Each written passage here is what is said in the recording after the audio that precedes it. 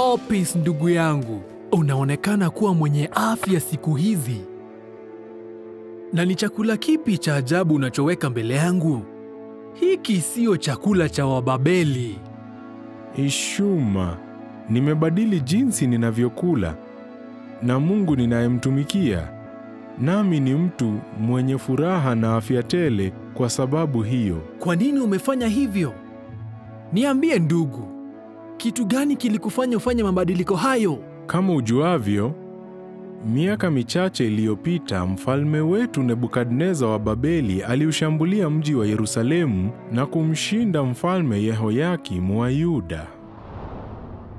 Mfalme alimuamuru Ashpenazi, ambaye alikuwa msimamizi wa maafisa wake wa makao ya mfalme, kuchagua baadhi ya Waisraeli waliokuwa wa kifalme na wakuu. Kwa hiyo, mfalme akawapa chakula cha kila siku kutoka kwa vyakula vyake vya kifalme na divai yake mwenyewe. Walipaswa kufundishwa kwa miaka 3 kabla ya kuingia katika utumishi wa mfalme. Danieli na rafiki zake, Shadraka, Meshaki na Abednego. Danieli aliamua kwamba hatajitia najisi kwa vyakula vitamu vya mfalme au divai ya kifalme. Kwa hiyo, alimuomba msimamizi wa maafisa wa mahakama ruhusa ya kutojitia unajisi. Msimamizi alimhurumia Danieli, lakini akasema hivi: "Nasikitika kusema ninamwogopa bwana wangu mfalme Nebukadneza. Yeye ndiye aliamua chakula chako na kinywaji chako. Itakuwaje ikiwa ataona unaonekana kuwa mdhaifu na mgonjwa ukilinganishwa na vijana wengine wa umri wako? Kwa nini inaweza kuniweka hatarini?"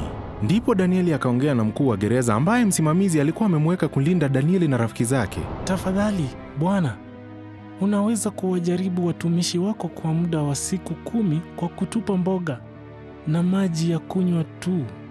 Na hapo unaweza kulinganisha muonekano wetu na vijana wanaokula vyakula vitamu vya kifalme.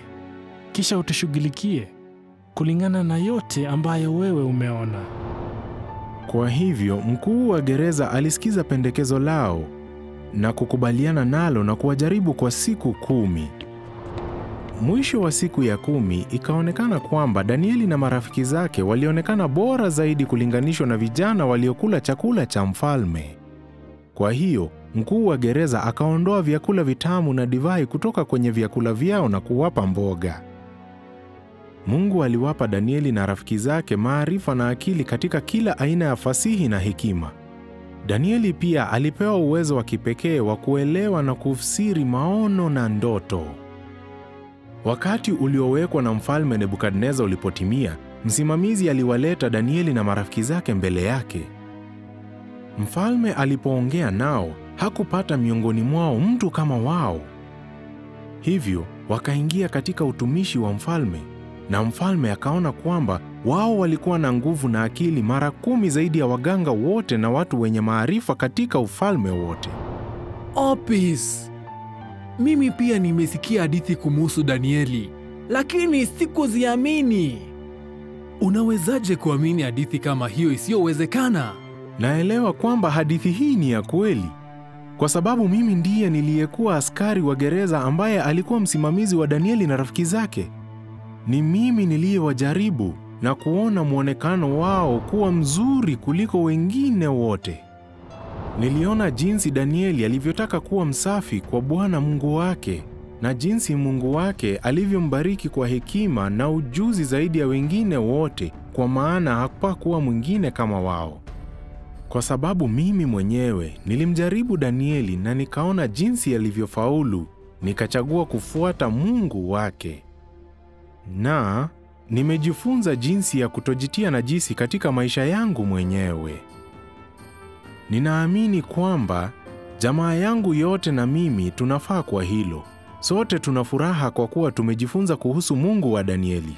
Opis, wewe ndiwe ulikuwa askari aliyemjaribu Danieli. Sasa naweza kuona na kuelewa mwenyewe kwamba umebadilika kabisa. Nifundishe kumuhusu Danieli na Mungu wake, na jinsi ya kuishi maisha bora ya usafi wa mwili, akili na moyo.